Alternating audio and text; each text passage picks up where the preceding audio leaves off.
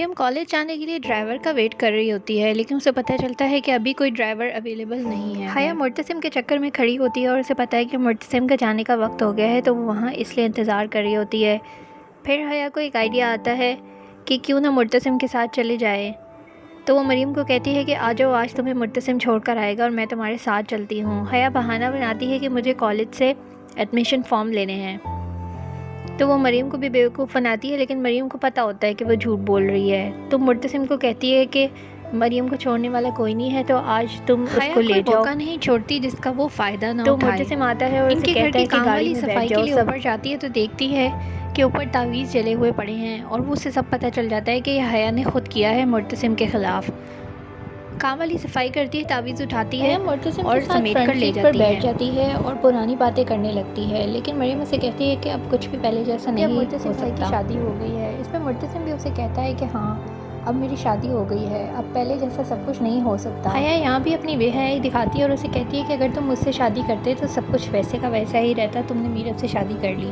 اس پر مرتسم اسے کہتا ہے کہ میرب ہے ہی ایسی، وہ ہمیشہ مجھے یاد رہتی ہے، میں اسے کبھی نہیں بھلاتا۔ مریم کے کالج پہنچتے ہیں تو کیا دیکھتے ہیں کہ ملک زبیر گاڑی پارک کیے ہوئے مریم کے کالج کے آگے کھڑا ہوتا ہے۔ سمجھ جاتا ہے کہ یہ کسی بری نیت سے یا مجھے دھمکانے کے لیے ہی یہاں پر آیا ہے۔ پر مرتسم کو دھمکیاں دیتا ہے اور اسے کہتا ہے کہ میں بھولا نہیں ہوں اور میں تجھے سکون سے جینے نہیں دوں گا۔ مرتسم اسے کہتا ہے کہ یہ یاد رکھنا کہ میں کون ہوں اور میں نے کیوں تمہارے باپ کو معاف کیا تھا، صرف تمہارے باپ کے سفید بالوں کا خیال کرتے ہوئے، ورنہ تم مجھے اچھی طریقے سے جانتے ہو کہ میں کون ہوں۔ ملک زبیر سے کہتا ہے کہ میں بار بار آؤں گا گھر میں، اور اس بات کو میری کھلی دھمکی سمجھ لو۔ حیا سب کچھ دیکھ کر گھبرا جاتی ہے، گھر پہ نہیں ہے اور حیا بھی باہر گئی ہوئی ہے ان کے ساتھ، جس پر مہا بیگم آتی ہے اور ان کو بھی اچھا نہیں لگتا اور میرب کو بھی اچھا نہیں لگتا کہ حیا کیوں مرتسم کے ساتھ چلی گئی ہے۔ مہا بیگم میرب سے کہتی ہے کہ تم میرے ساتھ کھانا کھا لو۔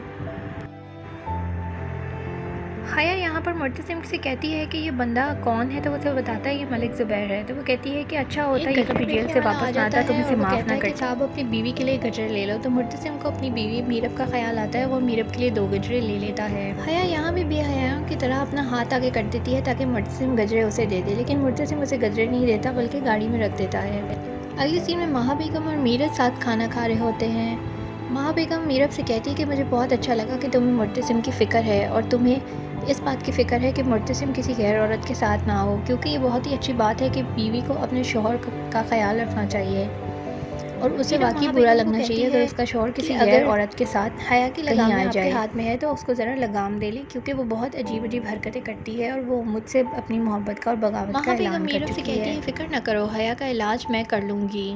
تو یہاں پر مہا بیگم نے بہت اچھی باتیں کی، یہاں پر انہوں نے میرب کو بہت حوصلہ دیا اور اسے کہا کہ بہت اچھی بات ہے کہ تم مرتسم کو سمجھنے شروع ہو گئی ہو اور میں تمہیں بہت پسند کرتی ہوں، میں تم سے بہت پیار کرتی ہوں، اگر میں تمہاری ساس ہوں اس کا مطلب یہ نہیں کہ میں تمہاری شادی مرتسم شروع سے ہی پسند کرتی ہوں، مجھے مرتسم کے لیے تمہارے جیسی ایک بیوی چاہیے تھی جو سمجھدار ہو اور مرتسم کا کام اور اس کے گھر کو سنبھال سکے۔ اور حیا یہاں پر اپنی چالاکی دکھاتی ہے اور گاڑی سے گجر نکال کر پہن لیتی ہے تاکہ میرب کو جیلس کرے، اور گھر آتے ساتھ ہی میرب کو دکھاتی ہے اور جھوٹ بولتی ہے، جس پر میرب ناراض ہو جاتی ہے اور غصے میں آ کر کمرے سے چلی جاتی ہے۔ مرتسم میرب کو منانے کے لیے جاتا ہے اور اسے سمجھانے کی کوشش کرتا ہے کہ حیا جھوٹ بول رہی ہے، تو وہ کہتی ہے کہ وہ جھوٹ نہیں بول رہی، وہ سچ بول رہی ہے، بلکہ تم جھوٹ بول رہے ہو۔ یہاں بھی دونوں کی نوک جھوک شروع ہو جاتی ہے۔ وہ اسے کہتی ہے کہ تمہیں حیا کی بڑی فکر ہے مگر میری فکر نہیں ہے، جس پر مرتسم اسے کہتا ہے یہ غلط ہے، ایسی بات نہیں۔ مرتسم میرب کو سمجھانے کی کوشش کرتا ہے لیکن میرب خوب جھگڑا کرتی ہے، میرب سے کہتا ہے جہاں بھی جاؤ گی میرے ساتھ جاؤ گی، اکیلے نہیں جاؤ گی۔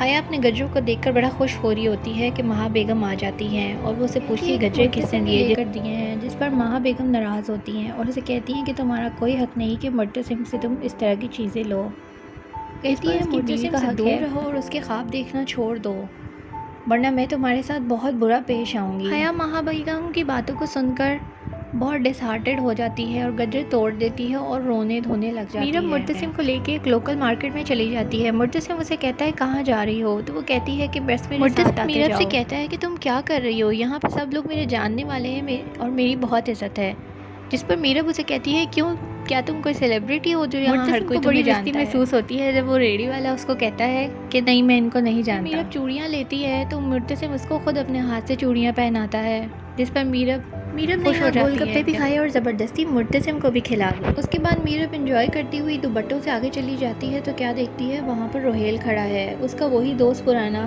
جو اسے پسند کرتا تھا، मीरब उसे अचानक देखकर बहुत डर जाती है क्योंकि ज़ाहिर है वो ये सोच रही होती है कि अगर मुर्तसिम ने देख लिया तो वो क्या सोचेगा मेरे बारे में, लेकिन मेरी तो कोई गलती नहीं है। से कहता है कि क्या हुआ, तुम इतना डर गई हो, क्या कोई भूत देख लिया है? तो वो कहती है नहीं कुछ नहीं हुआ। फिर दोनों घर चले जाते हैं। घर पहुंचकर भी वो मीरब से पूछता है कि क्या हुआ है, तुम क्यों घबराई हुई हो। मीरब तब भी उसे कुछ नहीं कहती और अपने कमरे में चली जाती है। बता देना चाहिए था, ये ज़्यादा बेहतर था। अब हो सकता है कि इनके दरमियान गलतफहमी पैदा हो जाए। कहता है मुझे कोई फ़र्क नहीं पड़ता कि लोग क्या सोचते हैं, क्योंकि तुम्हारे बारे में मैं किसी की परवाह नहीं करता। मुर्तसिम की ये मोहब्बत देखकर मीरब को अंदर ही अंदर गिल्ट फील होता है और वो कुछ सोचती रहती है। फिर उदास होकर अपने कमरे में वापस चली जाती है। मुर्तसिम यहाँ मीरब के रवैये से बहुत परेशान होता है कि वो क्यों उदास है, क्यों परेशान है। मीरब अपने कमरे में जाती है तो क्या देखती है कि उसके कमरे में फूल ही फूल हैं, चारों तरफ फूलों के गुलदस्ते रखे हैं। मीरब बहुत हैरान और खुश भी होती है। फिर मुर्तसिम मीरब को खुद गजरे पहनाता है। दूसरी तरफ रोहेल बेटा बाजार में सोच रहा होता है कि अब क्या प्लान करूं, किस तरह मीरब के पास आती है ताकि हया का सारा सच बता दे, लेकिन पीछे से हया टपक पड़ती है और उससे रुमाल ले लेती है। मुलाजमा बताने की कोशिश करती है लेकिन हया उसे टोक देती है कि इसमें मेरी पर्सनल चीज़ें हैं। माँ बेगम पूछने की कोशिश करती है कि इसमें क्या है, लेकिन हया बताने नहीं देती और बात को टाल देती है। फिर वो मुलाजमा को ज़बरदस्ती अपने कमरे में आवाज़ दे के ले जाती है कि चलो मेरा कमरा साफ़ करो।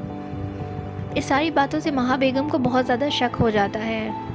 हया यहाँ पर भूल गई कि वो महा बेगम है, घर की मालकिन अभी भी वही हैं और वो जब चाहे मुलाजमों से कुछ भी उगलवा सकती हैं।